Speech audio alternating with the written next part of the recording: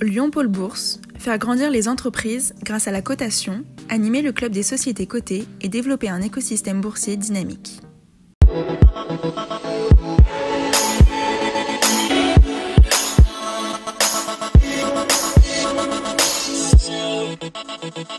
Bonjour et bienvenue dans Bourse et Valeurs, le rendez-vous des valeurs régionales cotées sur lyondécideur.com et les réseaux sociaux associés. À retenir, le CAC 40 renoue avec la hausse depuis quelques semaines, plus 4,5% cette semaine. Le repli depuis un an n'est plus que de 16,7% et de 7,8% en 5 ans. À noter aussi cette semaine, le groupe SEB qui a annoncé payer un lourd tribut à la crise sanitaire avec un chiffre d'affaires qui baisse de 15,6% à 1,454 milliard d'euros.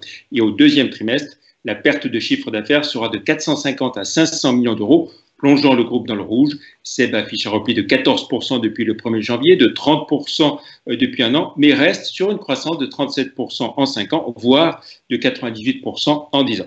Notre invité aujourd'hui est Eric Bessus, président du directoire de Calray. Bonjour. Bonjour. Et merci d'être avec nous. Calray, donc entreprise iséroise, entrée en bourse en 2018 et qui est spécialisée dans les processeurs et dédiée aux nouveaux systèmes intelligents. Quel type de processeur et pour quel secteur? Alors effectivement, Calray, on est un des pionniers d'un nouveau type de processeur, les processeurs intelligents.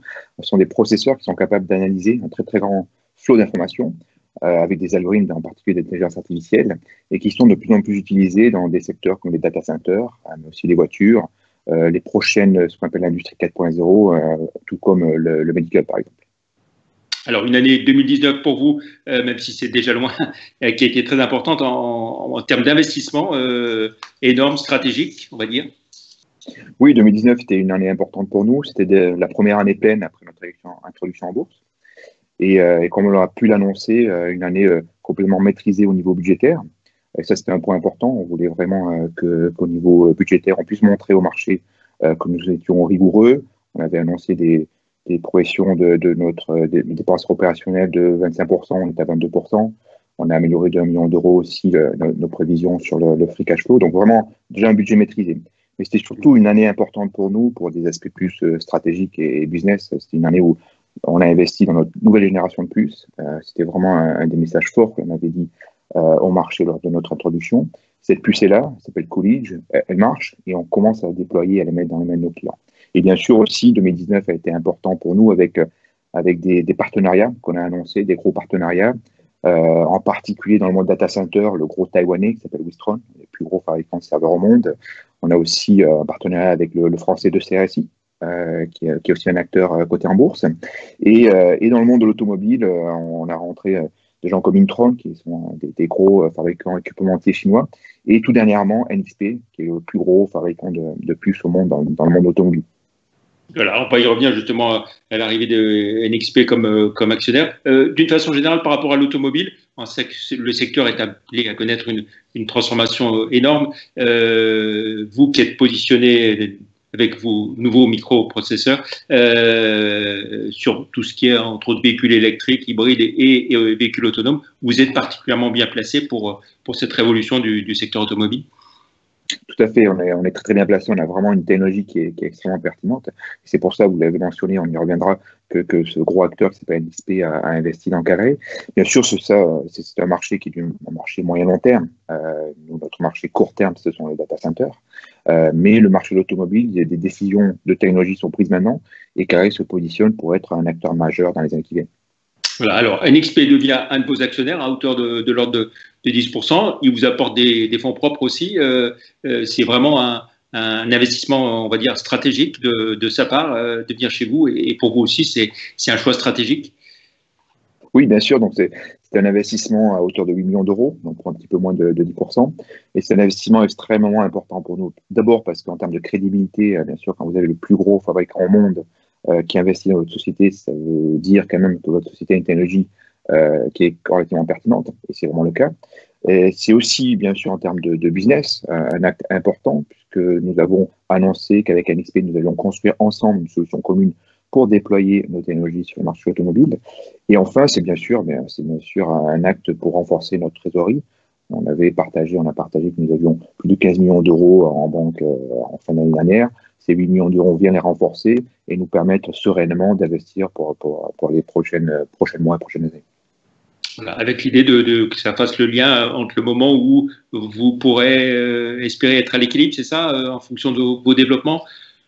Bien sûr, hein, bien sûr. Et encore une fois, l'équilibre va venir avec la croissance du chiffre d'affaires dans un premier temps au niveau du data center. C'est ce qu'on annonce. On devrait commencer d'ici la fin de l'année. On a annoncé un équilibre qu'on visait en milieu d'année prochaine. Et toute cette trésorerie, effectivement, nous rend serein pour atteindre ce point d'équilibre. Voilà, on rappelle vos objectifs que vous aviez présentés lorsque vous êtes arrivé en bourse.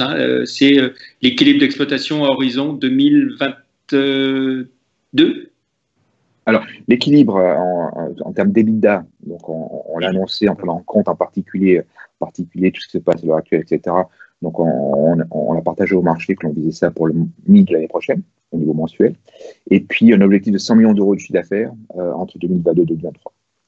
Très bien. Quel impact de la crise du Covid-19 a-t-elle sur votre activité, sur l'entreprise Calray?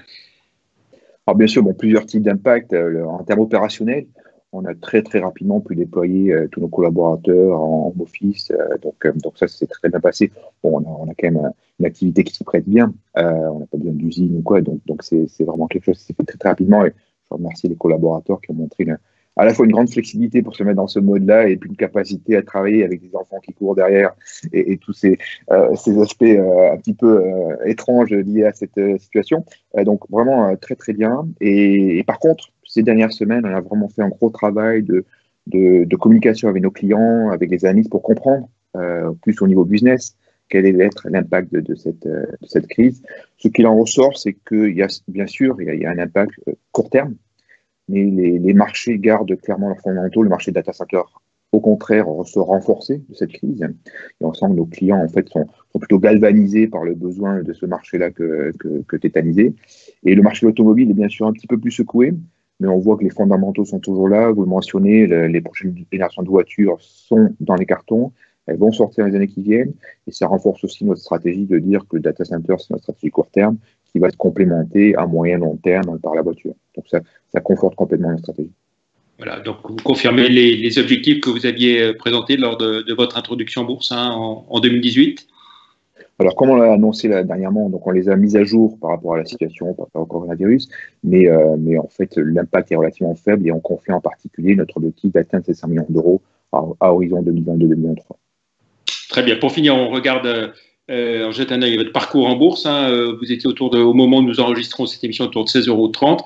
Progression de 1,2% depuis un mois. Depuis le 1er janvier, on reste sur une baisse de 28% et de 4,9% en un an. Mais voilà, ce qu'on retient, c'est que la bourse a apprécié clairement vos dernières annonces, puisque dans un paysage très, très compliqué, le fait de progresser depuis un mois est intéressant. Tout à fait, oui. Je pense qu'on est une valeur qui, quand même, a pu montrer une forte progression, en particulier en fin d'année dernière. Bien sûr, on a été touché par la crise, comme tout le monde. Et peut-être un message que je voudrais faire passer, c'est que je pense que l'investissement d'NXP dans notre cours n'a pas été encore pris en compte. Il est arrivé en plein milieu de la crise, qui montre d'ailleurs à quel point, pour NXP, nous étions un investissement important. Et peut-être que cet investissement va être peut-être valorisé un C4 lorsque nous serons dans des périodes un petit peu plus saines, on va dire.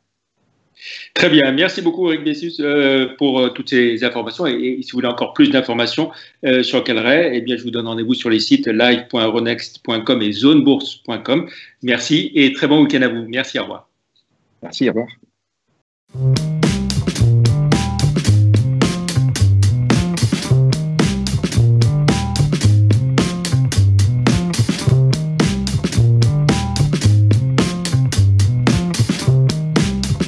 Retrouvez les enregistrements et informations de marché sur les sites de Zone Bourse et d'Euronext.